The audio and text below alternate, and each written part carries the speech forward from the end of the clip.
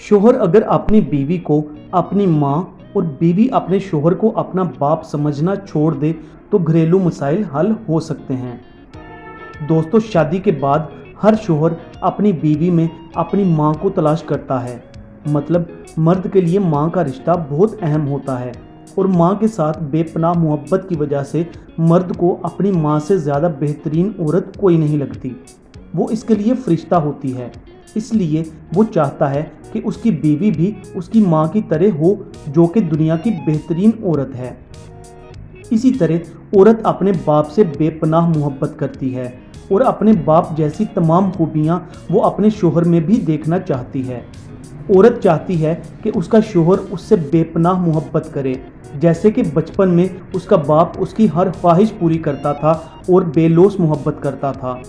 लेकिन कमोबेश ही ऐसा हो पाता है और दोनों मियाँ बीवी एक दूसरे की तवक्कुआत पर पूरा नहीं उतर पाते, जिस वजह से मसाइल जन्म लेते हैं।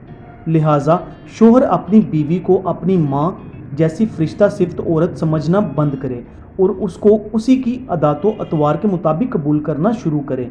और बीवी को भी यही चाहिए कि वो अपने शोहर को अपने बाप जैसा फरिश्ता सिफ्त इंसान समझने की बजाय अपने शोहर की अदातो अतवार के मुताबिक उसे कबूल करे और उसके मुताबिक ज़िंदगी बसर करे। अगर हम अपनी बुरी आदत को बदल लें और अपनी बीवी या शोहर के मुताबिक ज़िंदगी में तब्दीली लाना शुरू कर दें तो घरेलू मसाइल और झगड़ों का खात्मा किया जा सकता है। दोस्तों, इस छोटे से मैसेज को अपने दोस्तों और रिश्तेदारों के साथ ज़रूर शेयर कीजिएगा और हमारे चैनल को सब्सक्राइब करके बेल आइकन पर क्लिक कर दें ताकि मज़ीद ऐसी वीडियोज़ आप तक पहुंचती रहें। Finally, thanks for watching.